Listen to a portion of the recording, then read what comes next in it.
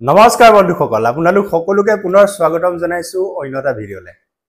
আজি ৭৮তম স্বাধীনতা দিৱস ২০২৪ ১৫ আগষ্ট। আপোনালোক সকলোকে স্বাধীনতা দিৱসৰ বহুত বহুত শুভেচ্ছা আৰু শুভকামনা যাচিছো। আজিৰ ভিডিঅ'টিৰ বিষয় পশুপালনৰ লগত জড়িত নহয়, এটা বেলেগ ধৰণৰ বিষয় আৰু অতি গুৰুত্বপূৰ্ণ বিষয় আৰু প্ৰতিজন নাগৰিকেই আজিৰ এই বিষয়টি চোৱাটো দৰকাৰ। কাৰণ মই আজি ক'বলৈ গৈ আছো আপোনালোকক যে চৰকাৰী কিছুমান আঁচনিৰ বিষয়ে, যিটো আঁচনিৰ বিষয়ে আমি প্ৰায় মানুহে নাজানো, আপোনাৰ প্ৰায় মানুহে নাজানে এই আঁচনিটোৰ বিষয়ে যে তেনেকুৱা ধৰণৰ আঁচনি আছে নেকি। কিন্তু সেই বিষয়ে মই আপোনালোকক আজি এই ভিডিঅ'টিত জনাবলৈ গৈ আছো। কাৰণ মই সিদিনাই গম পালো, ভাবিলো আপোনালোকৰ লগত শ্বেয়াৰ কৰোঁ, আপোনালোকক কথাখিনি জনাওঁ যাতে এই আঁচনিৰ দ্বাৰা আপুনি উপকৃত হ'ব পাৰে। মই আজি আপোনালোকক ক'বলৈ বিচাৰিছো ষ্টেট বেংকত থকা, অৰ্থাৎ ভাৰতীয় ষ্টেট বেংকত থকা কিছুমান চৰকাৰী আঁচনিৰ বিষয়ে, যিটো আঁচনিৰ বিষয়ে কোনো বেংক বিষয়াই আপোনালোকক অৱগত নকৰে বা আমাৰ 99% মানুহে নাজানে যে সেই তেনেকুৱা ধৰণৰ আঁচনি আছে বুলি। আৰু আঁচনিটো হৈছে জীৱন বীমাৰ লগত জড়িত। আৰু মাত্ৰ কাৰণ আমাৰ সকলোৰে এটা কি হয়, জীৱন বীমা কৰোঁ আমি, আৰু আমাৰ সকলোৰে SBI একাউণ্ট আছে। আৰু কিছুমান ক্ষেত্ৰত কি হয়, আমি সকলোৱে কিছুমান জীৱন বীমা কোম্পানী আছে, সেই কোম্পানীবিলাকত প্ৰিমিয়াম দিব নোৱাৰোঁ, প্ৰতি মাহে দিব লাগে, বছৰেকত দিব লাগে, বহুত টকা আমি দিবলগীয়া হয়। কিন্তু চৰকাৰৰ যিটো আঁচনি আছে, জীৱন বীমা আঁচনি আছে, মাত্ৰ 20 টকাৰ পৰা আপোনালোকে 436 টকা বছৰেকত, ভাবি চাওক আপোনালোকে 20 টকা আৰু আপোনাৰ 436 টকা দি পিনি আপোনালোকে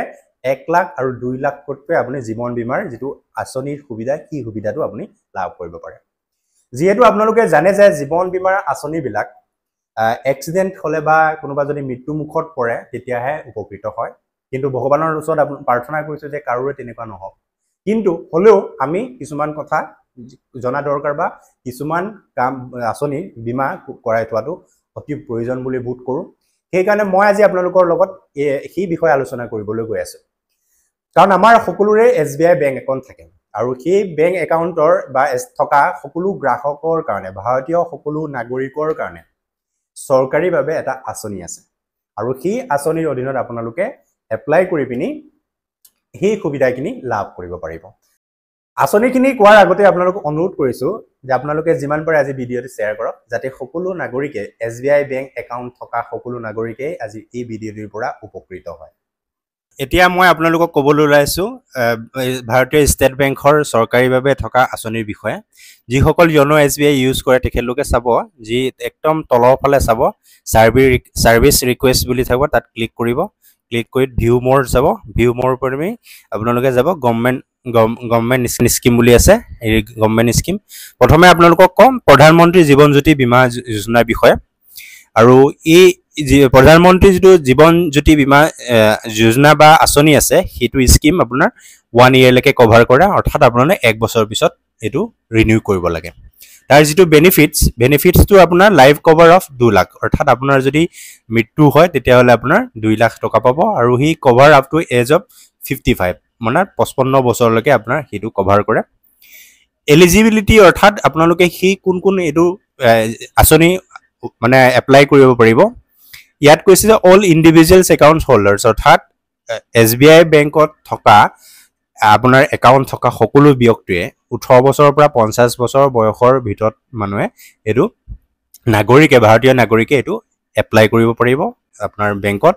আৰু প্ৰিমিয়ামৰ নামত আপোনালোকে, অৰ্থাৎ এনুৱেল প্ৰিমিয়ামটো আপোনাৰ 436 টকা, আৰু সেইটো অটো ডেবিট হয়।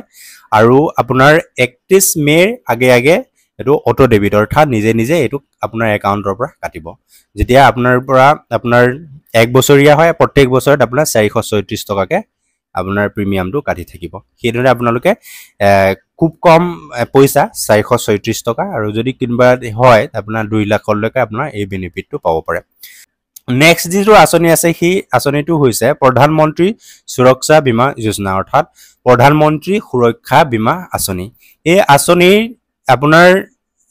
ইঞ্চুৰেঞ্চ স্কিম হয় কভাৰিং ডেথ আৰু ডিচেবিলিটি ডিউ টু এক্সিডেণ্ট। যদি এক্সিডেণ্ট হৈ পিনি আপোনাৰ কিবা হয়, তেতিয়াবা আপোনাৰ মৃত্যুমুখত, তেতিয়াহ'লে সেই আঁচনিটোৱে কভাৰ কৰিব।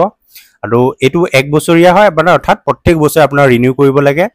তাৰ বেনিফিটছটো হৈছে আপোনাৰ মেক্সিমাম সাম ইনচিয়ৰ্ড অফ 2 লাখ টকা 2 লাখ টকাৰ পৰ্যন্ত আপোনাৰ পাব পাৰে আপোনাৰ যদি মৃত্যু মুখত পৰে বা আপোনাৰ যদি এক্সিডেন্ট হৈ পিনি কিবা বেয়া অৱস্থা হয় তেতিয়া আপোনালোকে 2 লাখ টকা পাব পাৰে কিন্তু ভগৱানে নকৰক সকলোকে মংগল কৰক যে কাৰো লগতে এনেকুৱা ধৰণৰ নহওক এতিয়া চাও এলিজিবিলিটি অৰ্থাৎ কোনে এপ্লাই কৰিব পাৰিব অল ইণ্ডিভিজুৱেলছ একাউণ্ট হোল্ডাৰ্ছ অৰ্থাৎ ষ্টেট বেংকত থকা সকলো ব্যক্তিয়ে 18 বছৰৰ পৰা 70 বছৰৰ ভিতৰত থকা ব্যক্তিয়ে এই স্কিম এপ্লাই কৰিব পাৰিব আৰু প্ৰিমিয়ামৰ নামত আপোনালোকে মাত্ৰ 20 টকা অৰ্থাৎ বছৰেকত আপোনাৰ 20 টকা আৰু আপোনাৰ একাউণ্টৰ পৰা অটো ডেবিট হ'ব অৰ্থাৎ নিজে নিজে কাট খাব প্ৰত্যেক বছৰৰ আপোনাৰ 1 জুনৰ আগে আগে এনুৱেল কভাৰেজ পিৰিয়ড হয় আৰু সেই আগত মাত্ৰ 20 টকা আপোনালোকে কৰিব পাৰে কি আঁচনিটো আপোনালোকে কৰিব পাৰে আৰু নেক্সট আঁচনিটো হৈছে অটল পেঞ্চন যোজনা সেইটো আঁচনিও আপোনালোকে কৰিব পাৰে এটা 60 বছৰৰ পিছত যিসকল ব্যক্তি চাকৰি কৰক বা নকৰক এটা পেঞ্চন হিচাপত আপোনাৰ বেনিফিটটো 1000 ৰ পৰা আপোনাৰ 5000 টকা পৰ্যন্ত পাব পাৰে আৰু যদি টেক্স পৰে টেক্সটো আপোনাৰ এটো আপোনাৰ জমা দিব পাৰে টেক্স এক্সটেম্প হয় আপোনাৰ প্ৰত্যেক 60 বছৰৰ পিছত 1000 ৰ পৰা 5000 টকা পৰ্যন্ত মাহিলি আপুনি পাব পাৰে এটো পেঞ্চন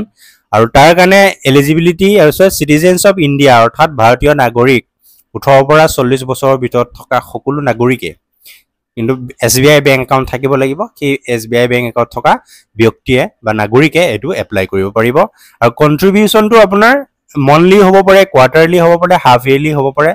বা হেতু আপোনাৰ আপ টু 60 বছৰলৈ হ'ব আপোনাৰ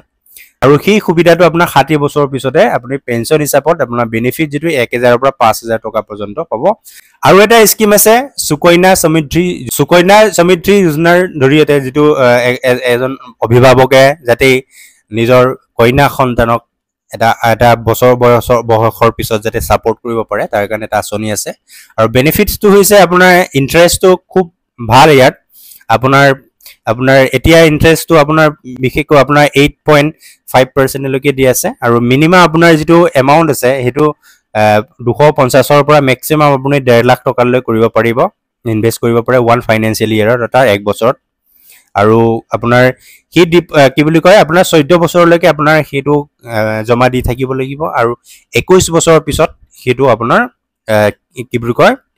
উলিয়াব পাৰিব আপোনাৰ ওপেনিং কৰিব পাৰিব বা বয়স যেতিয়া আপোনাৰ কইনা সন্তান যদি বিয়া বয়স হ'ব তেতিয়াও পইচাটো উলিয়াব পাৰিব আৰু এনেদৰে